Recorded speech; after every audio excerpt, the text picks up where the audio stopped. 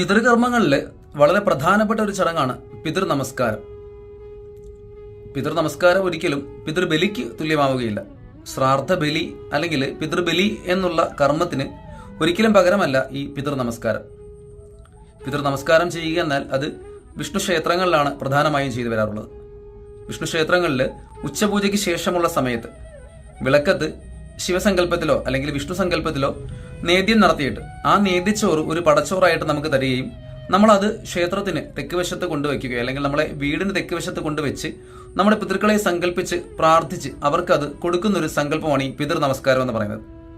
ഏതെങ്കിലും ഒരു പിതൃവിന് വേണ്ടി ചെയ്യുമ്പോൾ അത് പിതൃ നമസ്കാരവും അല്ലെങ്കിൽ നമ്മുടെ വംശപരമ്പരയിലുള്ള എല്ലാ പിതൃക്കൾക്ക് വേണ്ടി ചെയ്യുമ്പോൾ അത് കൂട്ട നമസ്കാരവും എന്നാണ് പറയപ്പെടുന്നത്. കഴിവതും നമ്മൾ തന്നെ നേരിട്ട് ചെന്ന് ഈ ചോറ് വാങ്ങി വെച്ച് പിതൃക്കൾക്ക് നിവേദിക്കുന്ന കാര്യം നമ്മൾ ശ്രദ്ധിക്കണം. കാരണം അത് ക്ഷേത്രത്തിൽ ഏൽപ്പിച്ച് അവരാരെങ്കിലും ചെയ്യട്ടെ എന്ന് വെക്കുന്നതിനേക്കാൾ നമ്മുടെ പിതൃക്കൾക്ക് വേണ്ടിയിട്ട് ഒരു ദിവസം നമ്മൾ മാറ്റി വെക്കുന്നത് ഏറ്റവും ഉത്തമമായുള്ള കാര്യമാണ്. കാരണം ഈ പിതൃക്കളുടെ പ്രീതി ഉണ്ടെങ്കിൽ മാത്രമേ ദൈവങ്ങളുടെ അനുഗ്രഹം പോലും നമുക്ക് ഉണ്ടാകുകയുള്ളൂ എന്നുള്ളതാണ് വിശ്വാസം. അപ്പോൾ പിതൃക്കളുടെ അനുഗ്രഹത്തിന് അത്രയേറെ പ്രാധാന്യമുണ്ട്.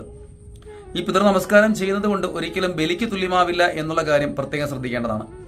പിതൃ നമസ്കാരം എന്നുള്ളത് മാസത്തിലോ അല്ലെങ്കിൽ വർഷത്തിലോ ഒക്കെ ചെയ്യാൻ സാധിക്കുമെങ്കിലും അതിനേക്കാൾ ഉപരിയായിട്ട് ബലിയിടുന്ന കാര്യം ആരും വിട്ടുപോകരുതെന്ന് ഒന്ന് ഓർമ്മിപ്പിക്കുകയാണ്.